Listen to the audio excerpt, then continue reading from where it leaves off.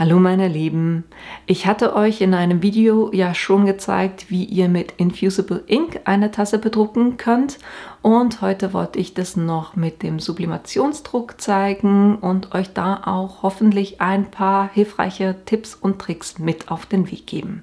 Mehr dazu gleich nach dem Intro.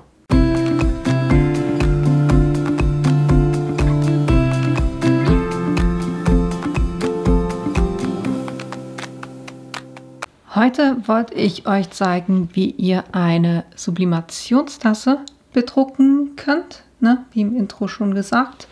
Und da braucht ihr ein paar Sachen dazu, nämlich die Sublimationstasse. Und nee, da geht keine normale Tasse, das muss wirklich eine Sublimationstasse sein, weil die eine spezielle Beschichtung drauf hat. Und dann brauchen wir einen Lintroller, um Fussel zu entfernen. Ich würde auch die Tasse zuerst kurz mit Alkohol abwischen, damit das wirklich komplett sauber ist. Ich habe den Hitzehandschuh für die Tassenpresse. Die Tassenpresse brauchen wir natürlich. Ich habe eine Schere auf dem Tisch, dann das hitzebeständige Klebeband, ein Maßband, dann eine Schüssel mit lauwarmem Wasser und Backpapier und dann habe ich von der Cricut Heat Press die Matte, um da die heißen Tassen draufzustellen. Und zudem habe ich meine Vorlage für die Farben. Wenn ihr das nicht gesehen habt, ich habe ein Video dazu gemacht, wie ihr die Druckereinstellung machen könnt und wie ihr solche Vorlagen für euch machen könnt, weil ich will mein Design so anpassen, dass ich dann die richtige Farbe habe. Kommen wir zuerst aber zum Thema Manschette. Wie könnt ihr euch selber eine Vorlage machen, damit es dann schön um eure Tasse herum passt und hier nicht in den Bereich kommt, wo die Manschette die Tasse nicht abdeckt, auch oben und unten. Und das könnt ihr ganz einfach berechnen. Ich habe jetzt hier gerade das Bild davon in Procreate, weil ich nachher mit Procreate weiterarbeiten kann. Am einfachsten geht, wenn ihr diese Vorlage, diese Tassenvorlage im PowerPoint drin macht. Aber ich wollte jetzt hier nicht Tool wechseln, sondern ich erkläre es euch einfach so, dass ihr das ganz bestimmt auch selber machen könnt. Als allererstes, was ich mache, ich gucke mir an, was mein Druckbereich auf der Tasse ist. Einmal von oben nach unten. Und ich gehe da gerne nicht komplett bis ganz oben und auch nicht komplett bis ganz unten. Ich lasse da wirklich so einen kleinen Abstand und somit bin ich bei 9 cm. Und dann habe ich mir den Tassenumfang gemessen. Das sind 26 cm und habe dann aber bei der Manschette geguckt, wie breit ist der Bereich, wo keine Hitze drauf kommt. Das waren bei mir rund 3 cm und ich bin sicherheitshalber auf beiden Seiten noch einen halben Zentimeter reingegangen, deshalb 4 cm und wir hatten vorhin 26 cm minus diese 4 cm landen wir bei 22 cm. Das ist mein Druckbereich und so habe ich im PowerPoint ganz einfach ein Rechteck gemacht, was 22 cm mal 9 cm ist. Dann als nächstes habe ich mir den Tassenumfang gemessen und zwar äußere Kante bis äußere Kante. Und da bin ich im breitesten Bereich bei 8,2 cm. Und diese 8,2 cm habe ich dann mal Pi gerechnet, das heißt mal 3,14. Und das Ganze durch 2 gibt 12,874 cm. Und so habe ich ein zweites Rechteck gemacht und zwar in der Höhe spielt es keine Rolle, einfach die Länge muss diese 12,874 cm sein und dann habe ich das in die Mitte von diesem äußeren Rechteck gelegt, was 22 cm mal 9 cm ist. Das einfach ausgemittet. Und wenn ich das jetzt einzeichnen würde, dann wäre das irgendwo so hier bis hier, hier und so. Also das hier, somit habe ich hier und hier denselben Abstand zum äußeren Rechteck. Und dann habe ich ganz einfach von oben nach unten einen geraden Strich gezeichnet auf beiden Seiten.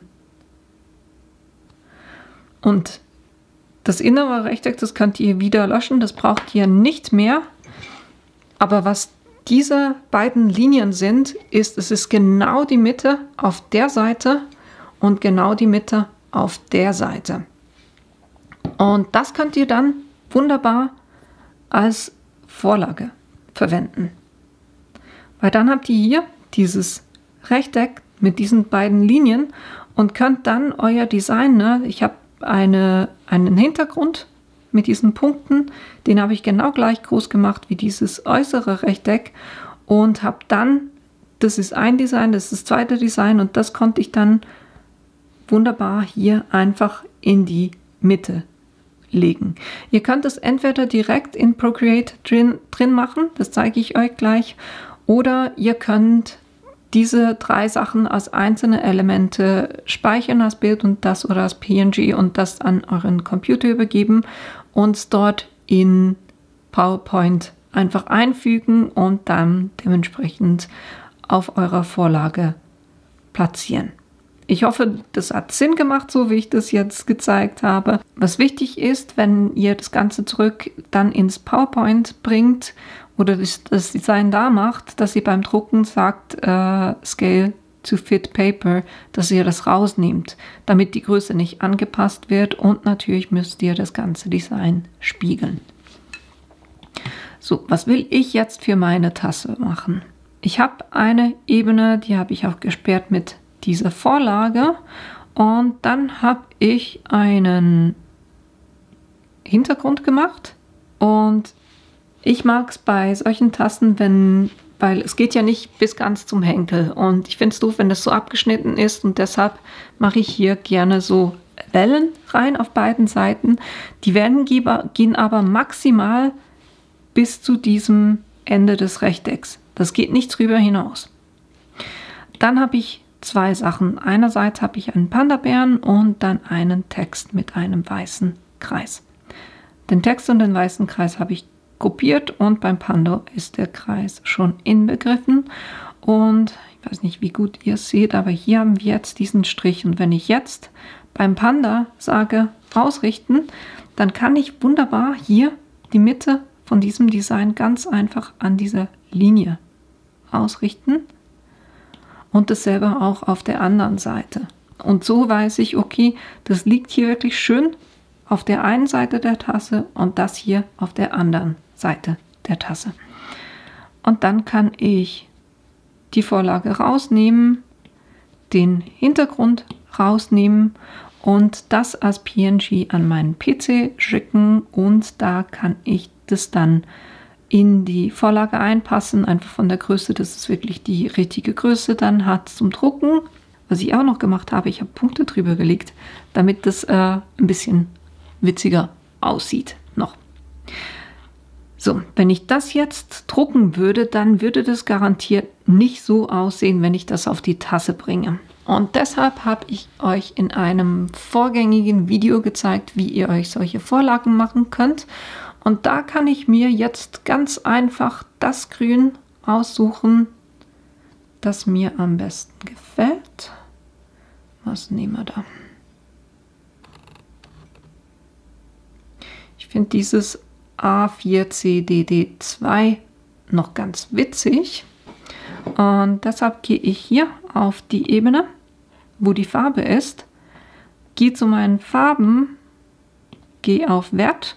Und jetzt habe ich hier den Hexadezimalwert und kann da ganz einfach das eintippen, was hier auf der Tasse drauf steht, nämlich A4CDD2.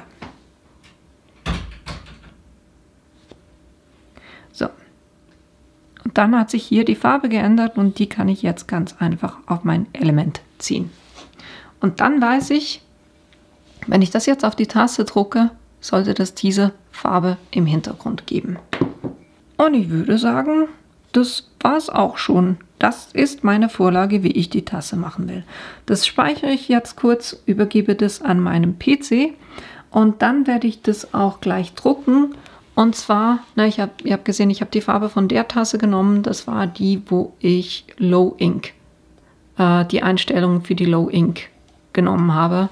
Und genauso werde ich das auch ausdrucken. Vielleicht noch zur Vorlage. Die Vorlage, wenn ihr das im PowerPoint macht, habt ihr der Länge nach immer Platz für 2 Designs. Und das mache ich auch. Ich drucke nie nur ein Design aus und muss dann die Hälfte des Blattes wegschmeißen. Ich drucke das zweimal, weil ich mir ziemlich sicher bin, dass ich das dann nachher für irgendwas wieder brauchen werde und da noch eine weitere Tasse damit machen werde.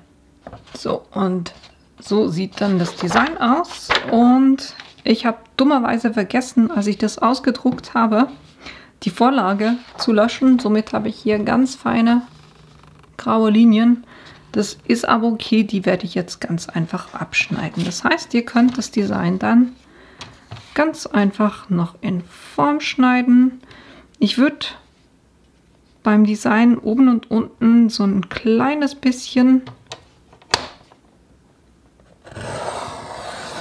ranlassen. Wäre es noch gut, wenn man das gerade schneiden würde, ne? I get so caught up in the middle, thinking of drowning in those blue eyes. I'm losing sight 'cause I am falling. I'm so deep down, and it's not a lie that I do. Ich musste das bei mir jetzt wirklich knapp abschneiden wegen diesen grauen Linien, aber eben wenn ihr das schneidet oder wenn ihr es ausdruckt, denkt einfach dran, die Vorlage mit diesen grauen Linien hinten weg zu machen und da wirklich nur euer Design zu drucken.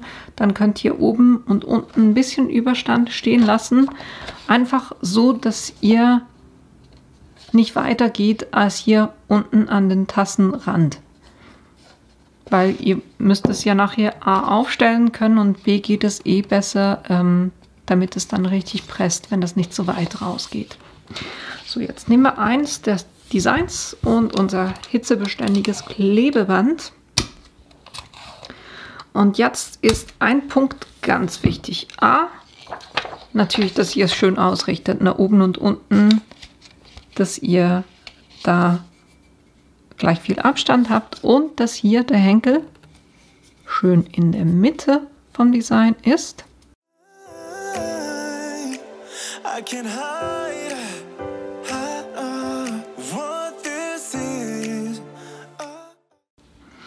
So, und jetzt klebe ich das auf der einen Seite fest. Und zwar richtig, richtig fest. Und was ich jetzt mache, ich drücke das ganz fest auf die Tasse drauf, damit da das nicht irgendwo nicht direkt auf der Tasse haftet, weil das ist maßgeblich dafür, ob euch die Farbe ausläuft. Wenn ihr das Problem habt, dass euch Farbe ausläuft, wenn ihr die presst, dann ist euer Design zu wenig eng auf der Tasse drauf. Und jetzt habe ich überall noch so Teile, die so ein bisschen abstehen und die werde ich auch noch festkleben. Was ich immer auch mache, in der Mitte auf jeden Fall auch einen Kleber.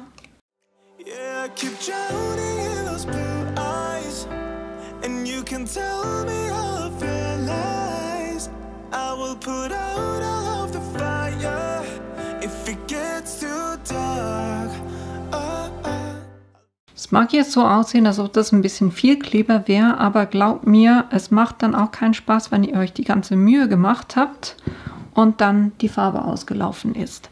Jetzt schneide ich mir noch ein Stück Backpapier zurecht, was ich um die Tasse drumherum wickeln kann, einfach um sicher zu gehen, dass da keine Farbe durchs Papier durchbleidet und auf meine Manschetten geht.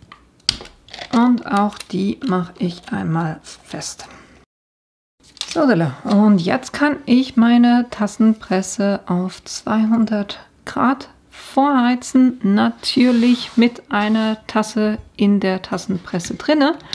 Und dann kann ich das für 220 Sekunden pressen. Dann stelle ich die kurz raus, lasse die ein bisschen abkühlen und sobald ich einigermaßen mit meinem hitzebeständigen Handschuh da hantieren kann, werde ich mit einer Pinzette, ihr seht es dann, versuchen das Design abzulösen und dann kommt das Ganze ins lauwarme Wasserbad rein, einfach um den quasi Sublimationsprozess zu stoppen. Und genau das mache ich jetzt.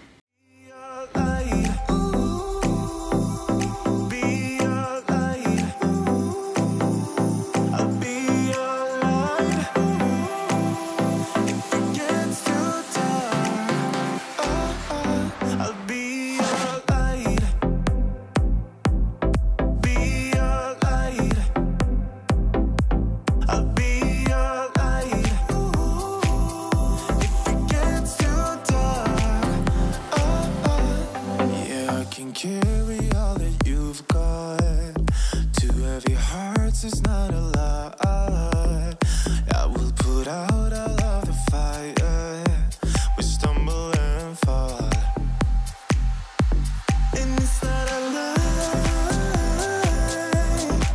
that I die. I can't hide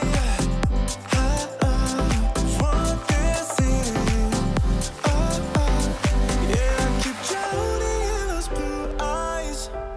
And you can tell me all of your lies.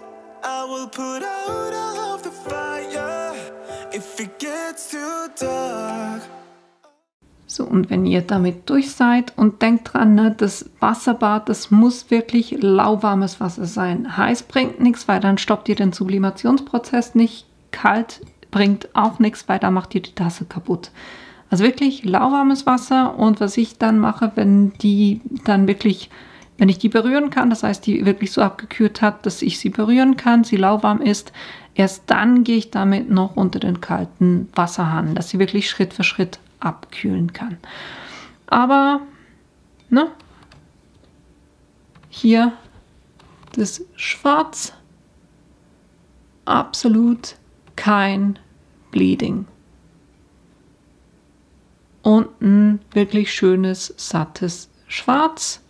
Hier hinten habe ich dummerweise ein kleines bisschen von dieser grauen Linie drauf, aber wirklich mein Fehler. Ich hätte dran denken müssen, die Schablone wegzumachen, bevor ich das ausgedruckt habe. Aber es ist jetzt nicht so, dass es... Die Tasse ist eh für mich, weil der Spruch passt sowas von zu mir. Deshalb ist es jetzt auch nicht schlimm. Ich werde mich beim nächsten Mal garantiert daran erinnern, dass ich das wegmache. Aber ihr seht jetzt, das Design liegt jetzt wirklich schön, ne? Hier ist der Henkel und das liegt wirklich schön auf dieser Linie. Oben und unten, dadurch, dass wir nicht ganz bis unten an den Rand gegangen sind, haben wir hier auch eine schöne, klare Linie. Auf der Seite habe ich den grauen Streifen nicht. Da läuft es ein kleines bisschen aus. Und wenn die Farbe heller ist als beim Rest, dann ist es ganz einfach so, dass ihr zu nah am Rand der Manschette seid. Und da entwickelt die nicht so viel Hitze wie innen drinne. Und deshalb sieht es dann jeweils so ein bisschen aus, als ob da ein Gradient-Effekt quasi drauf wäre. Aber der Panda ist wirklich auch super geworden. Ich liebe die Tasse.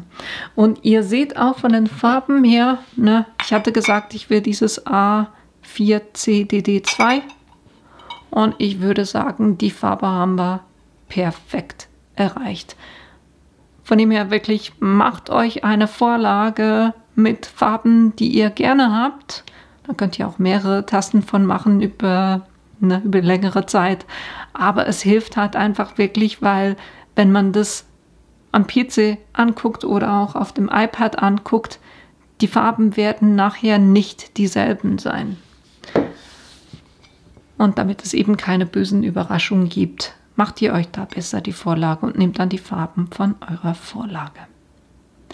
Aber das war auch schon alles, was ich euch zeigen wollte. Die ist jetzt auch spülmaschinenfest und ja, individuell gestaltet. Ich finde sie so cool. Die wird bei mir im Dauergebrauch sein.